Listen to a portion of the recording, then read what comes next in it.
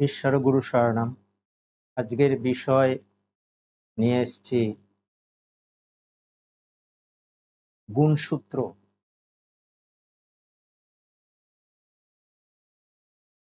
সত্য ধর্মের বার্তা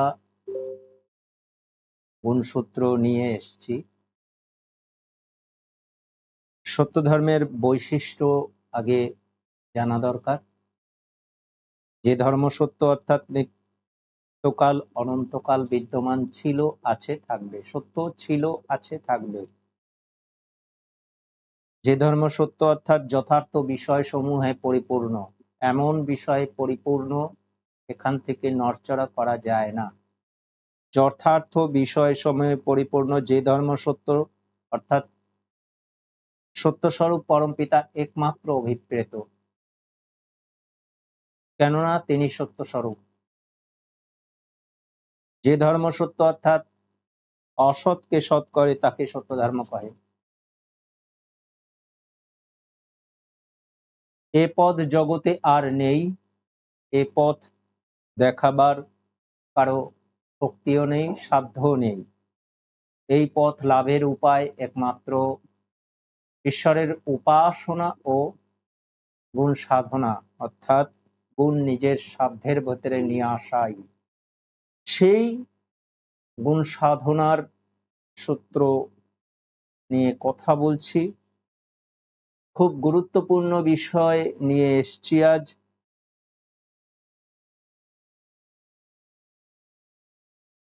প্রথম অধ্যায় থেকে আমি বিশ্লেষণ শুরু করছি। এখন এই বিষয়ে উপদেশ করা যাচ্ছে গুণচিত্তের নির্মলতা ও বিধায়ক।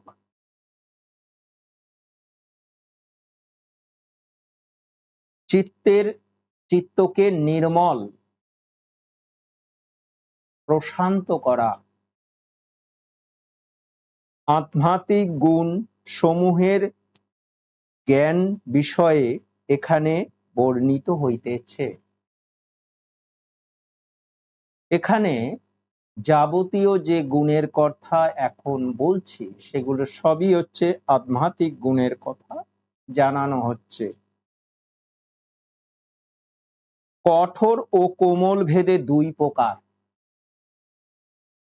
একাগ্রতাদি কঠোর ও ভক্তি প্রভৃতিকে কোমল গুণ কহে। বিষয় গুরুদেবের রচিত গুণসূত্র থেকে আমি পাঠে নিয়োজিত হয়েছি। বিশেষ বিশেষ জায়গা আমি ব্যাখ্যা করে জানাবো। যেখানে দুরূহ মনে হবে সেখানে আমি ব্যাখ্যা করে জানাবো, আর যেখানে সরল অন্তঃকরণ করে লেখা রয়েছে সেগুলো আমি পাঠে বসেছি আজ। একাগ্রতাদি কঠোর।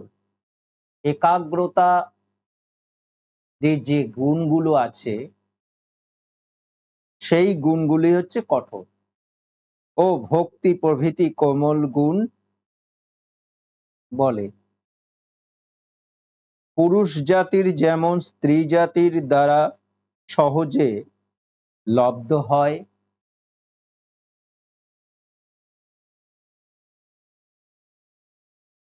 সেইরূপ কঠোর গুণও কোমল গুণ দ্বারা অল্পায়াসে প্রাপ্ত হওয়া যায়।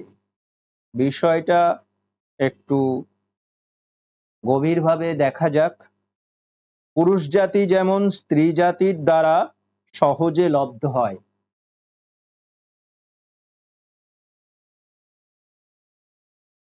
সেইরূপ কঠোর গুণও যেমন স্ত্রী জাতি পুরুষ জাতি স্ত্রী জাতি আকর্ষিত হয়, সহজে আকর্ষিত হয়, তেমনি স্ত্রী জাতি দিয়ে এবং পুরুষ জাতি দিয়ে বোঝানো হচ্ছে একটি পুরুষ জাতি স্ত্রী জাতির প্রতি খুব সহজে আকর্ষিত হতে পারে, তেমনি গুণ দিয়ে বোঝানো হচ্ছে আবার কঠোর গুণও কোমল গুণ দ্বারা অল্পায়াসে প্রাপ্ত হয়। যারা কঠোর গুণের অধিকারী তেমনি কোমল গুণ তার ভেতরে সে লব্ধ করতে পারে, আয়ত্ত করতে সমর্থ হয়। ভক্তি আদি দ্বারাও একাগ্রতা অনায়াসে লাভ করা যায়। ভক্তি এবং আরো অন্যান্য যত গুণ আছে, ভক্তি পূর্বে যতগুলো গুণ আছে আদি, একাগ্রতা বৃদ্ধি পায়। প্রাণবোচ্চারণের দ্বারা, তার মানে এই কথার অর্থ হচ্ছে প্রাণের সহিত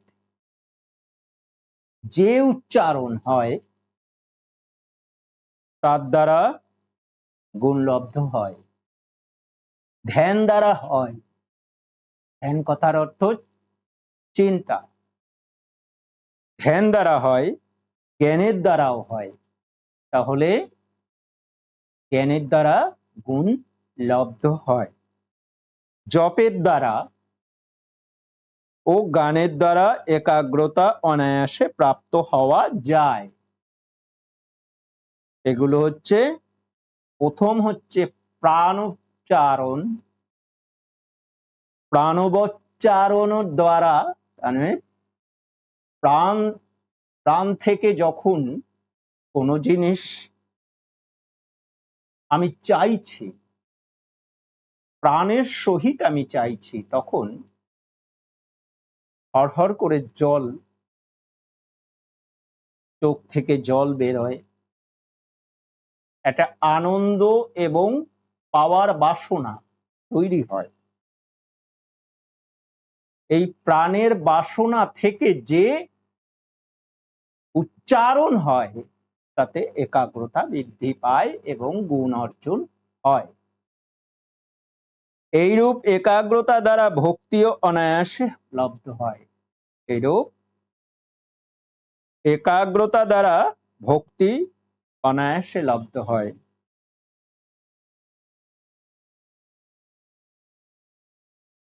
কৃতজ্ঞতার দ্বারাও ভক্তি হইয়া থাকে। কৃতজ্ঞতা, আমি এনার কাছ থেকে এই মহান জিনিস লাভ করেছি, আমি এনার দ্বারা এই উপকৃত হয়েছি, আমাকে ইনি আমার পরম জিনিস আমার দিয়েছেন, তার প্রতি কৃতজ্ঞতা দ্বারা ভক্তি হইয়া থাকে। কিন্তু বিষয়গুলো ভাবতে হবে সবাইকে। ভক্তির বিকাশ দর্শন, তার মানে ভক্তির বিকার দর্শন দ্বারাও ভক্তি লাভ হয়। ভক্তির বিকাশ, যত আমি ভক্তি করতে শিখব, যত আমি ভক্তি করতে পারবো, যার দ্বারা আমি উপকৃত হয়েছি, তাকে যত আমি ভক্তি আমি দেখতে পাবো। ভক্তি আমি দেখব কি করে? ভক্তির বিকার দর্শন, তার মানে সে যদি পরপর অনেকের মঙ্গল সাধন করছে, সেইটা আমি দেখতে পাচ্ছি দিনের পর দিন। যে আমার উপকার করেনি, যে আসছে তারই উপকার করছে, এই যে দেখা, এটা যত বিকাশ আমার ভেতরে আমি দেখতে পাবো, তত আমার ভক্তি বৃদ্ধি পাবে। এইরূপ আরো অনেক বিষয় জানিবার আছে। সজ্জনেরা গুণ গৌরব বিষয়নী এক গাথা গাইয়া থাকেন। তার মানে সজ্জনের, যারা সৎভাবে জীবন যাপন করছে, তাদের গুণ নেই, তারা চর্চা করে, তারা গুণের কথা বলে। যারা কৃতজ্ঞতা লাভ করেছে, কেউ একজন উপকার করেছে, আমি তার প্রতি কৃতজ্ঞ হলাম, এই যে বিষয়গুলো, কেউ আমাকে উপকার করেছে, জীবনের অমূল্য সম্পদ তিনি দান করেছেন আমাকে, তার প্রতি আমি কৃতজ্ঞ, এই যে বিষয়গুলো যখন আরেকজন বলছে, এই গুণের কথা আরেকজন জানাচ্ছে, আর সৎ ব্যক্তিরাই, সৎ যে সত্য কথা বলে, সেসব ব্যক্তিগুলো যখন এই কথাগুলো জানাচ্ছে, গুণের গৌরব যখন জানানো হচ্ছে, তাহলে গুণের আমি সূত্র জানাচ্ছি, গুণ কেমন, গুণের বৈশিষ্ট্যগুলো জানানো হচ্ছে। গুণ বিনা নাহি মেলে মুক্তির রতন, আমি মুক্তির যে স্বাদ আমি বুঝতে পারবো, সেটা গুণ বিনা আমি পারবো না। গুণ বিনা ধর্ম শান্তি মেলে না কখন, তার মানে গুণী না হতে পারলে ধর্ম সাধন হয় না, গুণী না হতে পারলে ধর্ম সাধন হয় না। তাই বলছে গুণ বিনা ধর্ম শান্তি মেলে না কখন, সেই ধর্মে কখনো শান্তি মিলবে না যেখানে গুণ নেই, যেখানে দোষ আছে, অর্থাৎ কল্পনা মাত্র মিথ্যা, মিথ্যা মাত্র পাপস্পর্শ হয়, কল্পিত ছবি মূর্তি নিয়ে যেখানে মিথ্যাচার হচ্ছে, সেখানে দোষ, সেখানে দোষ। সুতরাং সেখানে গুণের চর্চা হচ্ছে না, কল্পনা মাত্র মিথ্যা, মিথ্যা মাত্র পাপস্পর্শ হয়, মিথ্যা মানেই হচ্ছে দোষ, সেখানে গুণ প্রবেশ করে না। তাই বলছে, সেই হেতু করি সবে বিশেষ যতন, অবশ্য করিবে এই গুণের সাধন। তাহলে এই গুণের সাধন যত যত্ন করতে পারবে,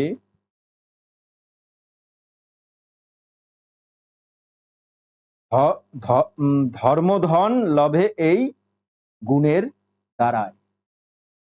ধর্ম, প্রকৃত ধর্মকে ধারণ করে রাখতে সমর্থ হবে গুণ দ্বারায়। গুণ দ্বারা বাঞ্ছিতার্থ লাভ করা যায়, মানে যেগুলো বঞ্চিত হয়ে রয়েছে, আমার থেকে অনেক দূরে সরে রয়েছে,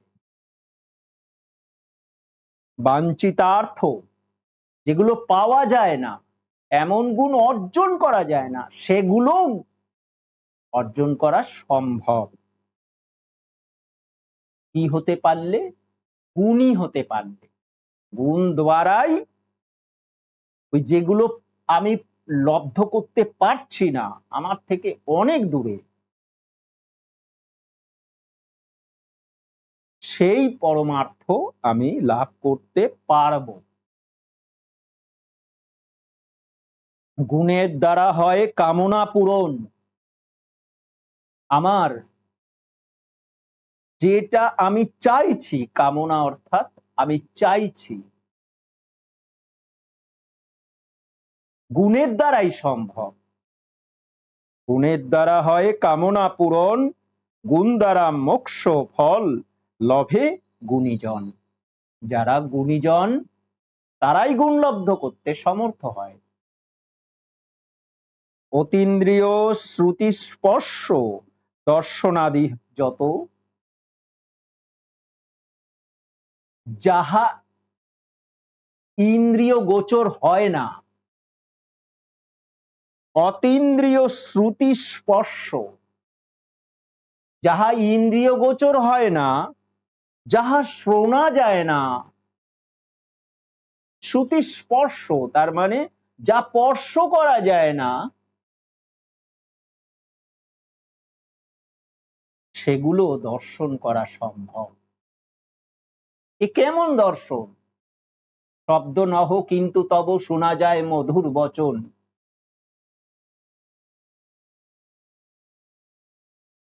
তুমি আছো, এ দেহের পরশ আমার, এ পরশ না, কিন্তু তোমার পরশ আমার ভেতরে আছে। এ অনুভূতি তৈরি হয় গুণের মাধ্যমে।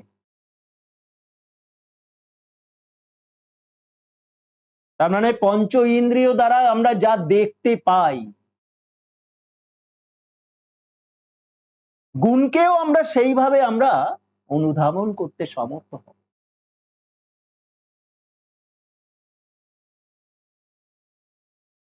গুণ দ্বারা ওই সকল হয় অধিগত,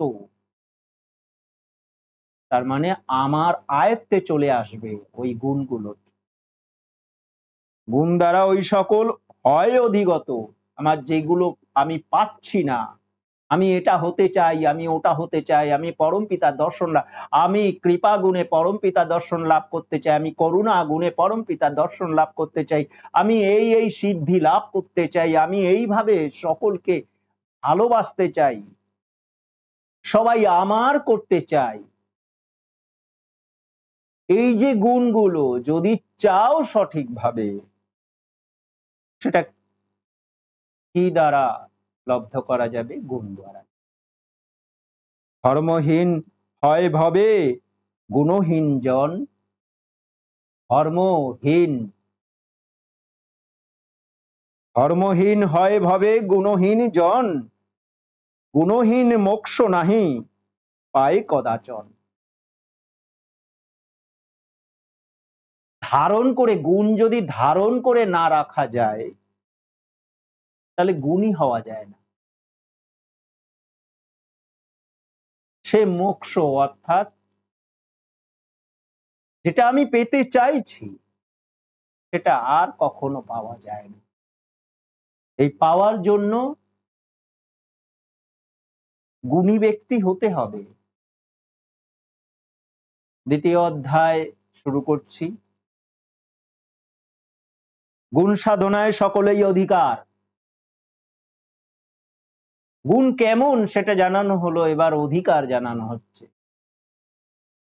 গুণ সাধনার সকলার অধিকার, সে স্থানে আর্য ম্লেচ্ছ,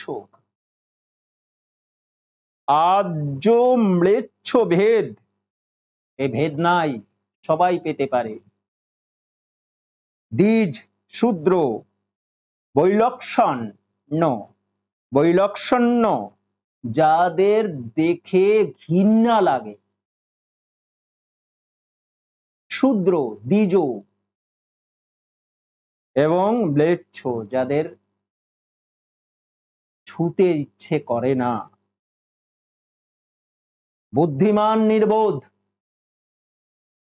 পার্থক্য নাই, সবাই গুণের, সবাই এই গুণ লব্ধ করতে পারবে। যেখানে বৈদ্য বয়স ভেদ নাই, মানে এখানে কার বিদ্যা আছে অনেক, বয়স সে বড় না ছোট, এখানে ভেদ নাই, গুণ সবার জন্য। গুণবান ম্লেচ্ছ, গুণবান যদি ম্লেচ্ছ হয়, যাকে স্পর্শ করতে ঘৃণা হয়, সে যদি গুণবান হয়, গুণহীন আর্য হইতে ও শ্রেষ্ঠ। তার মানে আর্য, যারা অধিক পড়াশোনা করেছে, যারা অনেক উন্নত নিজেদের মনে করে, সে যদি গুণহীন হয়, তাহলে এখানে বলছে গুণবান ম্লেচ্ছ, ম্লেচ্ছ যদি গুণবান হয়, তাহলে গুণহীন আর্য হইতেও শ্রেষ্ঠ। এইরূপ গুণবান শূদ্র, যদি শূদ্র গুণবান হয় তাহলে গুণহীন দ্বিজ হইতেও শ্রেষ্ঠ। গুণবান নির্বোধ, নির্বোধ যদি গুণবান হয়, তার বোধ নাই কিন্তু গুণবান, তাহলে গুণহীন বুদ্ধিমান হইতেও শ্রেষ্ঠ।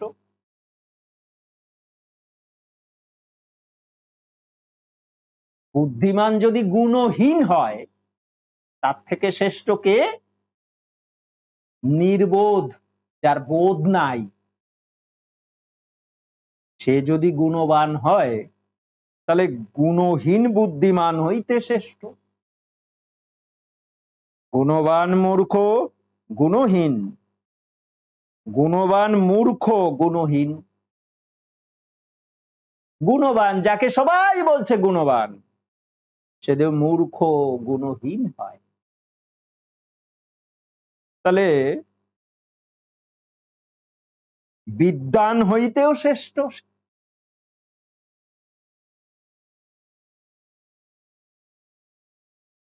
গুণবান মূর্খ গুণহীন, বিদ্বান মানে মূর্খ গুণহীন বিদ্বান, সে মূর্খ এবং বিদ্যার অধিকারী না, সেই ব্যক্তি গুণবান। এই গুণবান ব্যক্তি এদের থেকেও শ্রেষ্ঠ। পড়াশোনা করলেই যে গুণবান হয়ে উঠবে তা নয়। ওই পড়াশোনা করার পরেও কল্পিত ছবি মূর্তির দিকে ধাবিত হচ্ছে, ওই মিথ্যার দিকে ধাবিত হচ্ছে, ওটা নমস্কার করছে, ওটা গুণবান? পড়াশোনা করা ব্যক্তি যখন ওই মিথ্যা প্রবঞ্চনায় ঢোকে, তাহলে গুণবান বলবো না গুণহীন বলবো? সেখানে এখানে তাই বলছে গুণহীন। এখানে আরেকটি বলছে, কেমন বলছে?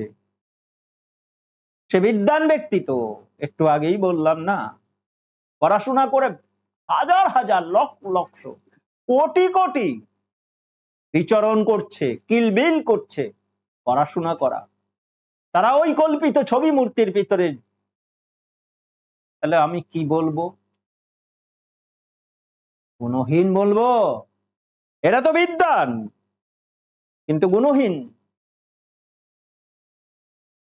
গুণহীন প্রথমেই বলা হয়েছে, সূত্র সূত্র যখন শুরু করা হয়েছে সেখানে বলা হয়েছে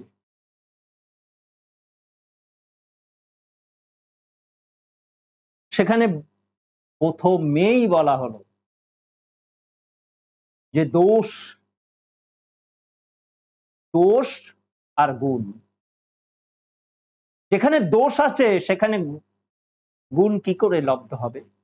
যাই হোক, এবং গুণবান বালক গুণহীন বৃদ্ধ অপেক্ষাও শ্রেষ্ঠ। একটি ছোট্ট শিশু সে যদি গুণবান হয়, বৃদ্ধ বয়স হয়েছে বলেই তার থেকেও শ্রেষ্ঠ তখন। তাই বলছে গুণবান বালক গুণহীন বৃদ্ধ অপেক্ষাও শ্রেষ্ঠ। এই সাধনায় স্ত্রী পুরুষ ভেদও নাই। এখানে স্ত্রী পুরুষ এ কোনো ভেদ নাই, সবার সমান অধিকার। তুমি গুণী হতে চাও, সবাই সমান। তৃতীয় অধ্যায় পড়ছি। প্রেম ভক্তি সরলতা বিশ্বাস একাগ্রতা পবিত্রতা, এই 6টি গুণ পরম গুণ বলিয়া কথিত হয়। গুণ কোমল ও কঠোর ভেদে 2 প্রকার, ইহা পূর্বে বলা হইয়াছে। সরল মিশ্র জাত ভেদে, এই যে সরল মিশ্র জাত ভেদে প্রত্যেক প্রকার গুণ 3 ভাগে বিভক্ত। সরল মিশ্র এবং জাত, এই 3 ভাগে বিভক্ত করা আছে। লয়শীল অলয়শীল, যার লয় আছে এবং যার লয় নাই, শেষ নাই, যার শেষ আছে এবং যার শেষ নাই। লয়শীল ও অলয়শীল ভেদে প্রত্যেক প্রকার গুণ দুই প্রকার। এই যে লয়শীল দুই প্রকার, অলয়শীলও দুই প্রকার। সরল কোমল অলয়শীল, তাহলে এবার সেগুলোকে আবার পৃথক করা হচ্ছে। সরল কোমল, সরল একটি গুণ, কোমল একটি গুণ। অলয়শীল এরা, এরা হচ্ছে অলয়শীল, এর কখনো লয় হয় না, অলয়, এর কখনো লয় হয় না, শেষ হয় না। কোমল এবং সরল এবং কোমল, অলয়শীল, প্রেমাদি। এবার প্রেম যাদের অধিক, তাদের ভেতরে এইগুলো খুব প্রবল পরিমাণে দেখা যায়। সরল কোমল লয়শীল, সরল আবার কোমল লয়শীল। প্রথমে বলা হলো সরল কোমল অলয়শীল, এমন গুণের অবস্থান দেখা যায়। সেটা কেমন? প্রেমাদির ভেতরেই, প্রেম গুণের ভেতরেই এইগুলো দেখা যায়। সরলও থাকবে, কোমলও থাকবে, এবং সেটা অলয়শীল, তার লয় নেই। সেখানে প্রেমাদি, সেই প্রেম, সেখানেই প্রেমাদি গুণগুলো হতে থাকবে তার ভেতরে। সরল কোমল লয়শীল, এখানে সরল আবার কোমল কিন্তু লয়শীল, সেখানে শেষ আছে। সেখানে যেমন মমতা, মমতা, মমতার ব্যাপার অন্ধ। মা যখন ভালোবাসে, ভুল হলেও অন্যায় তখন দেখে না, এই মমতার জন্য। সেই জন্যই লয়শীল, এগুলো শেষ আছে, পরে বুঝতে পারে আমার ভুল হয়ে গেছে,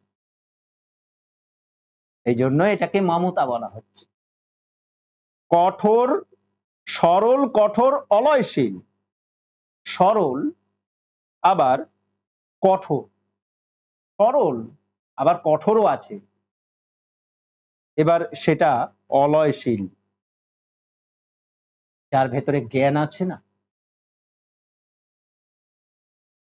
এটা হচ্ছে জ্ঞানের প্রতীক। জ্ঞান গুণটার ভেতরে কি আছে? সরল, সরল না হলে জ্ঞানী হতে পারবে না, গুণ অর্জন করতে পারবে না, পড়াশোনা ভালো করে ঢুকবে না মাথার ভেতরে। সরল হতে হবে এবং কঠোর, কঠোরতার সহিত, ওই একাগ্রতার সহিত ওই বিষয়টা ভালো করে বুঝবে। তার মানে কি বলা হলো? সরল, সরল থাকতে হবে, সরল না হলে ওই গুণটা প্রবেশ করবে না। যে বিদ্যাটা আমি অর্জন করছি সেটা আমার লব্ধ হবে না। তাহলে সরলতা দরকার, তারপরে সেটা কঠোরতার সহিত আমি অধ্যয়ন করব, তাহলেই আমার জ্ঞানাদি তৈরি হবে, তখনই জ্ঞান তৈরি। সরল কঠোর লয়শীল বহুত্বদাদি, তার মানে সরল এবং কঠোর গুণ। প্রথম বলল সরল কঠোর অলয়শীল, অলয়শীল যার শেষ নেই, এই জন্য জ্ঞানের কখনো শেষ নেই। জ্ঞান আমার যতবার, যত আমি জ্ঞান অর্জন করব তত মনে হয় আমি ছোট, এর কোনো শেষ নেই। জ্ঞান দিনের পর দিন আমি যত জ্ঞান অর্জন করব তার কোনো শেষ নেই। আবার যখন সরল এবং কঠোর লয়শীল হবে যখন তার একটা সীমা থাকবে। লয়শীল হচ্ছে সীমা, যেখানে সীমা আছে, লয় আছে, শেষ আছে। সরল কঠোর লয়শীল বহুত্ববোধ আদি। আমি বহু বিষয় জানার শক্তি তৈরি হয়, বহু বিষয় জানার শক্তি হয়, জেনে গেলাম, শেষ হয়ে গেল, আরো জানতে পারলাম, আরো জানার বিষয় একটা আকাঙ্ক্ষা থাকে, সেটাকে বহুত্ববোধ আদি। আমি বহু জিনিস জানার ইচ্ছা তৈরি হয় এর ভেতর থেকে, এই গুণের ভেতর থেকে। এবার বলা হচ্ছে মিশ্র কোমল। মিশ্র কোমল অলয়শীল, যার মিশ্র বহু গুণ আছে, মিশ্র এবং সেটার সঙ্গে কোমল যুক্ত আছে। অলয়শীল, যার লয় নেই, শেষ নেই। এই মিশ্র কোমল অলয়শীল ঈশ্বর ভক্তি প্রভৃতি। তার মানে কোনো একটি গুণ, ঈশ্বর কথার অর্থ হচ্ছে গুণ, কোনো একটি গুণ, সেই ঈশ্বর ভক্তি তখন শুরু হয়, ওই গুণটার প্রতি ভক্তি আমার বাড়তে থাকে। মিশ্র কোমল, এবং সেই গুণগুলোর ভেতরে যে মিশ্র ভাব থাকে এবং সেটা কোমল আকারে ধারণ করে বলেই আমার সেই গুণটা অর্জন হয়। মিশ্র কোমল অলয়শীল ঈশ্বর ভক্তি প্রভৃতি। ঈশ্বরের প্রতি ভক্তি, গুণের প্রতি ভক্তি যে অর্জন হয়। তারপরে মিশ্র কোমল লয়শীল, মিশ্র কোমল লয়শীল, যেগুলোর শেষ আছে। পার্থিব ভক্তি, তার মানে ঈশ্বর ভক্তির শেষ নেই, পার্থিব ভক্তির শেষ আছে। গুরুকে আমি যে গুণে পারদর্শী আমি হইনি, গুরুদেব হয়েছে, সেই গুণে যখন আমি পারদর্শী হব, তখন গুরু আমার ভক্তির পাত্র থাকবেন না, তিনি বন্ধুতে পরিণত হবেন ওই গুণে। পরবর্তী অন্যান্য গুণ গুরুদেবের আছে, সেইগুলো লব্ধ করতে হবে শিষ্যের। সুতরাং পার্থিব ভক্তির শেষ আছে, তাই বলছে লয় আছে। গুরু ভক্তি পার করিলে প্রেম পারেতে মেলে, তখন গুরু প্রতি আর ভক্তি থাকে না, তখন প্রেমে পরিণত হয়, সখায় পরিণত হয়। তুমি আমি সমান, অভেদ হয়, তখন সমান হয়, ওই গুণে তখন সমান হয়, তখন আর ভক্তি থাকে না। তাই বলছে পার্থিব ভক্তি, এগুলো হচ্ছে পার্থিব ভক্তি। এই পার্থিব ভক্তি আজকে আছে, কালকে থাকবে না, কিন্তু ঈশ্বর ভক্তি গুণ অসীম, ঈশ্বর ভক্তি অসীম, তাই অলয়শীল। মিশ্র কঠোর লয়শীল, মিশ্র এবং কঠোর গুণ, মিশ্র এবং কঠোর গুণ লয়শীল। আচ্ছা, তার আগে একটু বলি, মিশ্র কঠোর অলয়শীল, মিশ্র কঠোর অলয়শীল বিশ্বাস আদি। বিশ্বাস কখন তৈরি হয়? মিশ্র এবং কঠোরতার সহিত যদি আমি তার কথা মনের ভেতরে বেঁধে রাখতে সমর্থ হই এবং সেটাকে যার শেষ নেই, এই কঠোরতার শেষ নেই,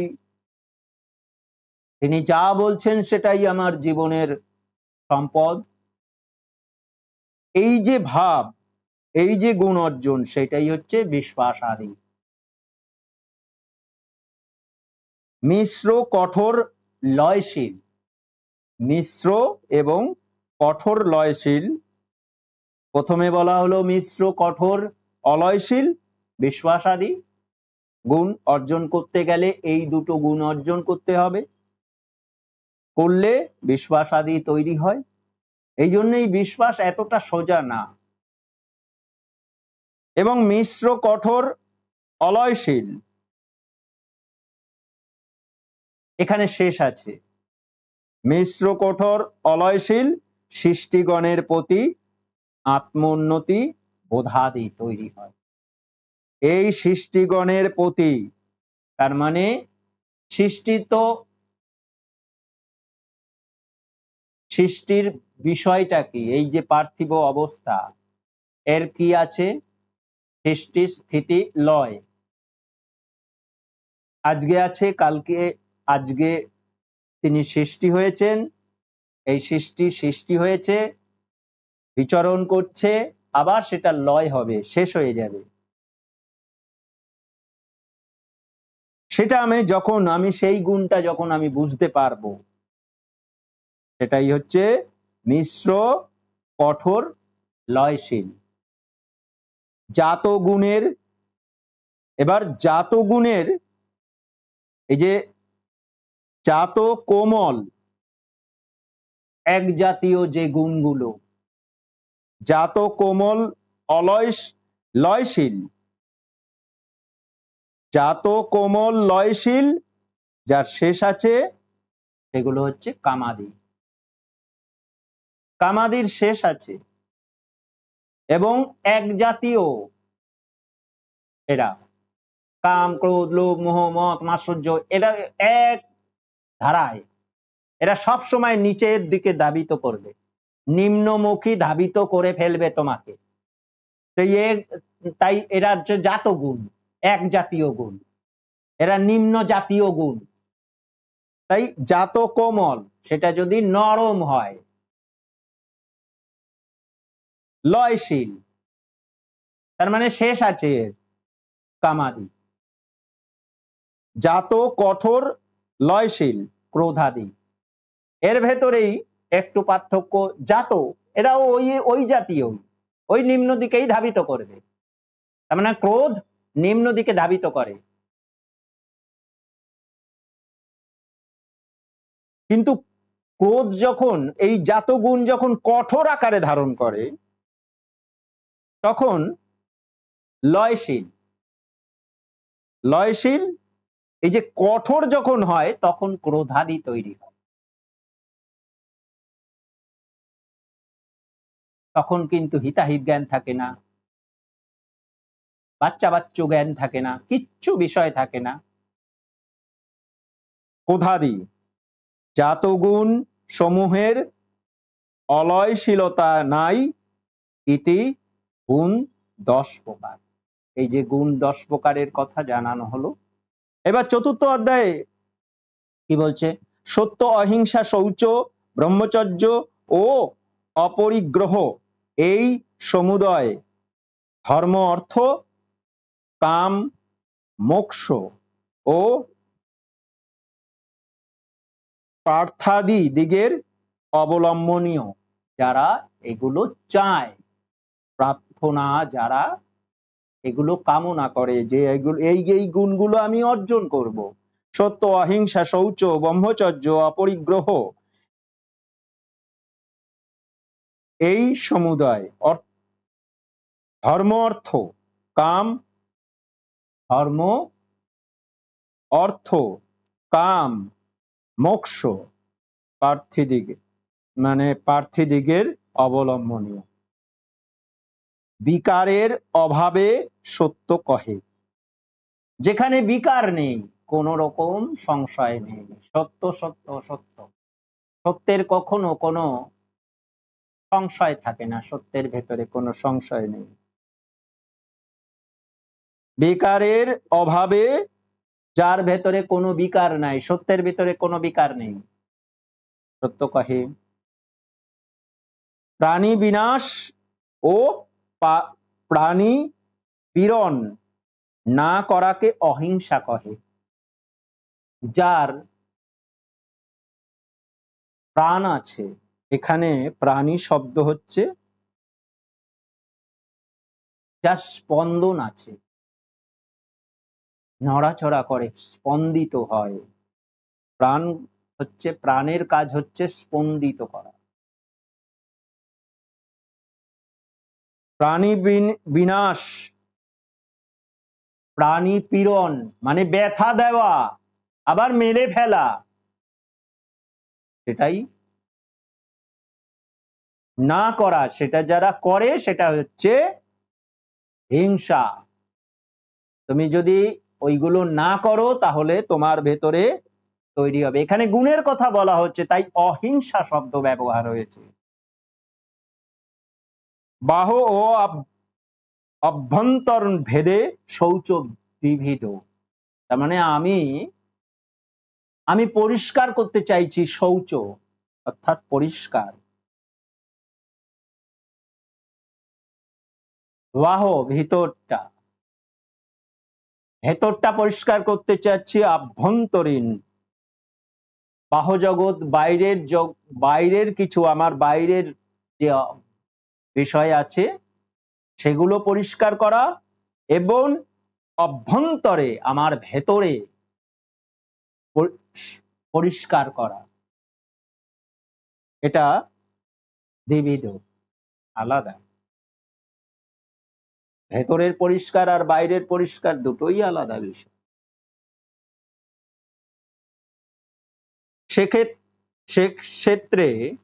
সেক্ষেত্রে মৃত্তিকা জলাদি দ্বারা গাত্র শোধন দ্বারা বাহু শৌচ কহে। আমি শরীর পরিষ্কার করব, সেটা ওই মৃত্তিকা জলাদি দ্বারা গাত্র পরিষ্কার করলাম, সেটা বাহ, বাইরের পরিষ্কার। বিদ্যা ও তপস্যা দ্বারা জীবাত্মার শোধন আভ্যন্তরীণ শৌচ কহে। তার মানে আমি বিদ্যা অর্জন করব, সেটা যদি সত্য আকারে বিদ্যা অধ্যয়ন করি, সত্যকে অবলম্বন করে বিদ্যা অধ্যয়ন না করলে সম্ভব না। সেই বিদ্যা তপস্যা দ্বারা জীবাত্মার শোধন মানে ভেতরের শোধন তৈরি হবে, ভেতরের পরিষ্কার। বাইরে তোর সাবান জল এইসব দিয়ে পরিষ্কার করা যায় দেহ, কিন্তু ভেতরকে পরিষ্কার করতে গেলে বিদ্যা ও তপস্যা দ্বারা জীবাত্মার শোধনকে আভ্যন্তরীণ শৌচ কহে। বাহ শৌচ অপেক্ষা আভ্যন্তরীণ শৌচ শ্রেষ্ঠ। বাইরে কি পরিষ্কার করে রাখলে ওটা বড় কথা না, ভেতরকে পরিষ্কার করাই হচ্ছে প্রধান। জিতেন্দ্রিয়ত্বকে ব্রহ্মচর্য কহে। ইন্দ্রিয়, কাম, এই যে যত ইন্দ্রিয় আছে, চক্ষু, নাসিকা, জিহ্বা, ত্বক, কর্ণ, স্পর্শ, এগুলো যা আছে পঞ্চ ইন্দ্রিয়, এগুলো যে বশীভূত করতে পেরেছে সে ব্রহ্মচর্য অবলম্বন তাকে বলে। তাহলে ব্রহ্মচর্য অবলম্বনটা খুব জরুরি।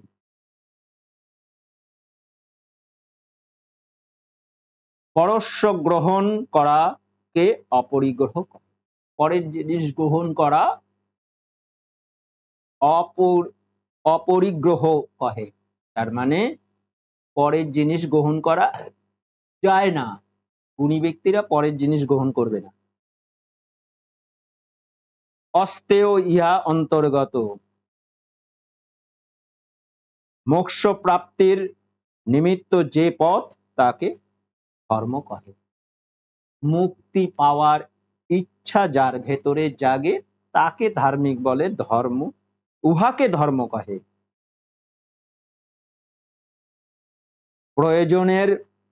প্রয়োজনীয় দ্রব্যাদির নাম অর্থ, আমার যেইটুকুনো প্রয়োজন সেইটুকুনো, তার থেকে অধিক কিছু প্রয়োজন নেই, সেইটা হচ্ছে অর্থ। তার মানে গুণী ব্যক্তি যেইটুকুনো প্রয়োজন সেইটুকুনই, তার থেকে বেশি কিছু কখনোই তিনি আশা করেন না এবং সেটা করেন না যিনি। কাম্য বিষয়ক লাভকে কাম বলে, যেটা আমি চাইছি, কাম্য বিষয়ক লাভকে কাম বলে। মোক্ষ, সাযুজ্য, সারূপ্য, সালোক্য, একত্ব বেধে চতুর্বিধ। আত্মায় পরমাত্মার সংযোগ অনুভবকে সাযুজ্য কহে। আত্মা, আমার আত্মা পরমপিতা পরমাত্মা, আত্মায় পরমাত্মায় সংযুক্ত, সংযোগ, তার মানে আমি জানতে পারলাম যখন আমার আত্মা পরমাত্মায় অনুভব যখন করতে পারবো যে আমি আত্মা, আর এই পরমাত্মার সঙ্গে যখন সংযুক্ত হবে, সেটার অনুভব যখন করব, তাকে সাযুজ্য কহে। পরমাত্মার অনভিমত কার্যাদির অকারণ অবস্থাকে সারূপ্য কহে। পরমাত্মার অনভিমত, যেটা করা উচিত না, কার্যাদির অকারণ, যেগুলো যে কার্যগুলো উচিত না করা, অবস্থাকে সারূপ্য কহে। যেখানে সাধক সেখানেই পরমাত্মার অনুভূতি, যেখানে সাধক সেখানেই পরমাত্মার অনুভূতি। এইরূপ সলোকতাকে সালোক্য কহে। এইগুলো বোঝার মতন অবস্থায় সাধারণ মানুষ নয়। যেখানে সাধক সেখানেই পরমাত্মার অনুভূতি, এগুলো সাধারণ মনে হয় কি অতি সাধারণ বিষয়, কিন্তু সাধারণ বিষয় না।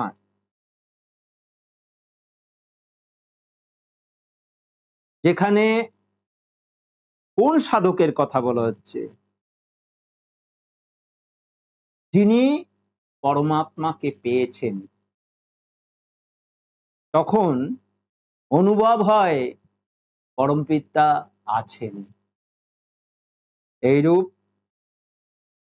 সালোক্যতাকে সালোক্য কহে।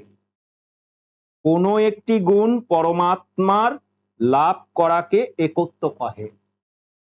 কোনো একটি গুণে পরমাত্মাকে দর্শন করতে পারাকে একত্ব কহে।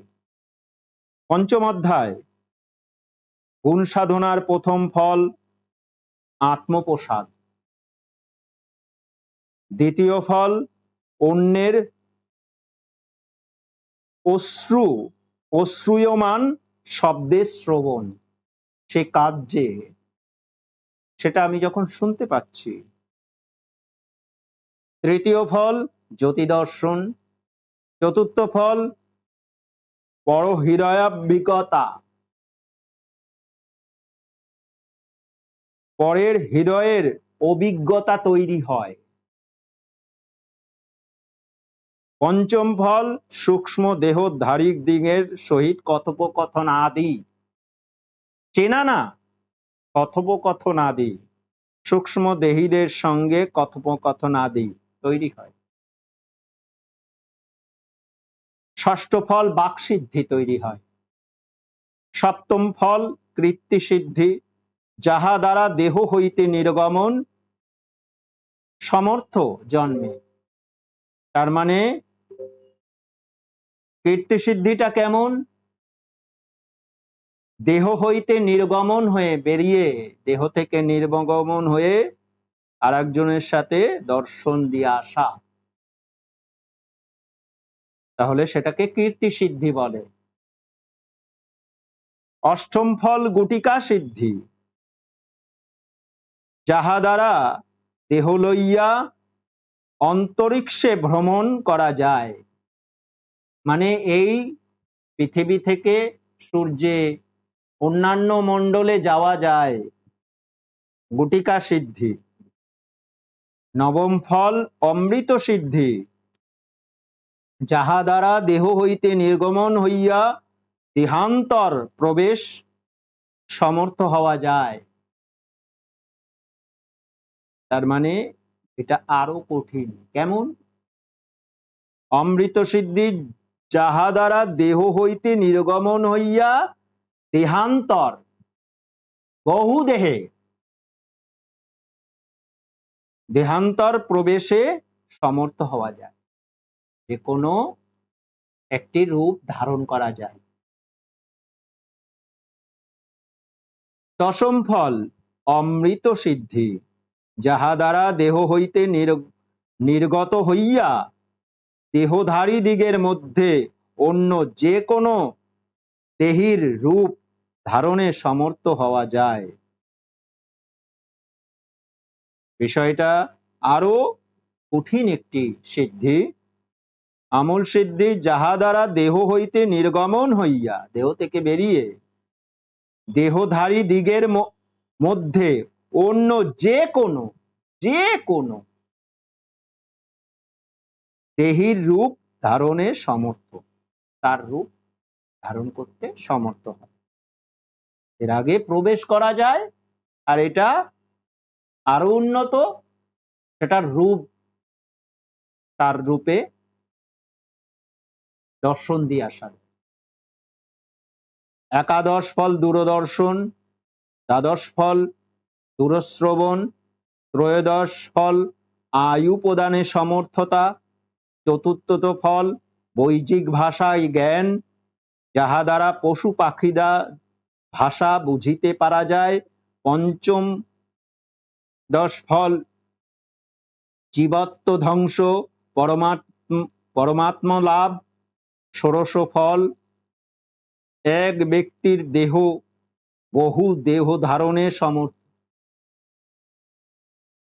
এক ব্যক্তির বহু দেহ ধারণের সমর্থ। এটা অনেক কঠিন। সজ্জনে ইহাস অসীমত্ব কহে, এই যে অসীমত্ব সাধনাই হচ্ছে এক ব্যক্তির বহু ব্যক্তি ধারণের সমর্থ। এখানে যদি 50 জন থাকে, ওই 50 জন ওই এক ব্যক্তি, 50 জন ব্যক্তি নানান নানান রূপে সেখানে থাকে, সেটা হওয়ার ক্ষমতা তৈরি হয়। ক্রমশ আরো বহুবিধ ফল লাভ হইয়া থাকে। ষষ্ঠ অধ্যায় গুণ সাধনার অন্তিম ফল পরমেশ্বরের দর্শন লাভ। পরমেশ্বরের একমাত্রই তিনি নিরতিশ্রয় রূপে সর্বজ্ঞাতদি, গুণের আধার, সব জানার অধিকার। তিনি ঈশ্বর গণেরও ঈশ্বর, এবং তিনি কালের দ্বারা বিচ্ছিন্ন নহে, অর্থাৎ তিনি নিত্যকাল বিদ্যমান। তাহার অনন্ত গুণের মধ্যে কেহ একটি গুণ তদীয় তাদৃশাবস্থা হইলে সে সাধারণের অতীত হয় এবং ঈশ্বর বলিয়া অভিহিত হন।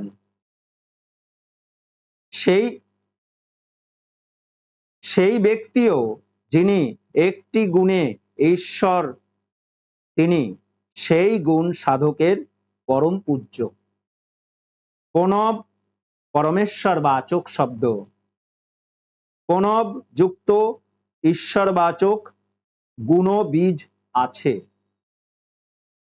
কেহ কেহ বলিয়া থাকেন যে যাহার সর্বতাদি বীজ লাভ হইয়াছে তিনি ঈশ্বর।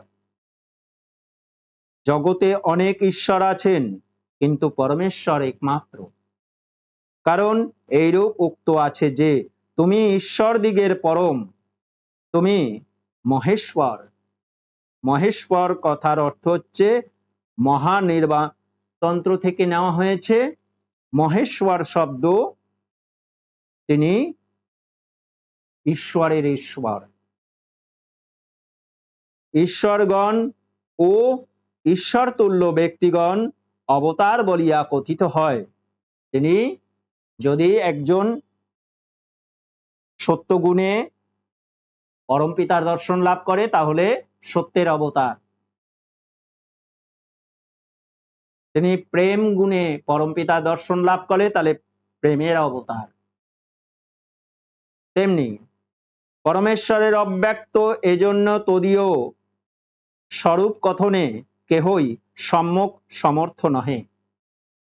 তিনি বলা যায় না কিছু, তুমি দেখেছো ঠিক আছে, বলা যায় না কিছু, তার স্বরূপ কিছু বলতে পারবে না কারো সম্মুখে। তুমি বলার মতন শক্তি তার নেই, কেননা ভাষা নেই তো শক্তি কি করে থাকবে।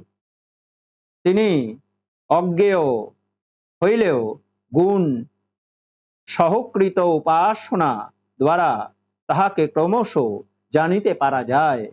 জানা যায়, তুমি আর একজনকে কিভাবে বোঝাবে? তাকে করিয়ে দিতে পারলে তাহলে হবে, তাকে উন্নতি করিয়ে তাকে একত্র করিয়ে দাও, সে বুঝবে। সন্দেশ আমি খেলাম, তোমাকে বোঝাতে পারবো না সন্দেশের স্বাদটা কেমন, ঠিক তেমনই যেমন আম্রফল ফলার্ধ কারণ অসম্ভব হইলেও উহার রস সাধন দ্বারা, উহাকে স্পর্শ দ্বারা, অন্যান্য বিষয় উহা দ্বারা গুণ অবগত হইতে পারা যায়। আমি ওটা স্বাদ আমি বুঝলাম, ওটা স্বাদ কেমন, কিন্তু আমি বোঝাতে পারবো না। অথবা যেহেতু ওই করুণাময় ও সর্বশক্তিমান, সেহেতু তাহার গুণই তাহার স্বরূপ দর্শন করা ও জ্ঞাত হওয়া যায়। সুতরাং আজকে যে বিষয় নিয়ে আমি জানালাম গুণসূত্র, গুণের সূত্র, এবং এই অধ্যায়গুলো জানানোর জন্য অসংখ্য ধন্যবাদ। গুরুদেব এত সুমধুর ভাবে এবং সুচারু রূপে এত সুন্দর ভাবে গুণকে কিভাবে আমরা দেখতে পাবো, গুণ কি করে অর্জন করতে পারবো, আমরা গুণী হতে পারবো, সেই নিয়ে আজকের বিষয় আমি পাঠ করলাম। আজকের মতন সমাপ্ত করলাম। ঈশ্বর গুরু শরণম।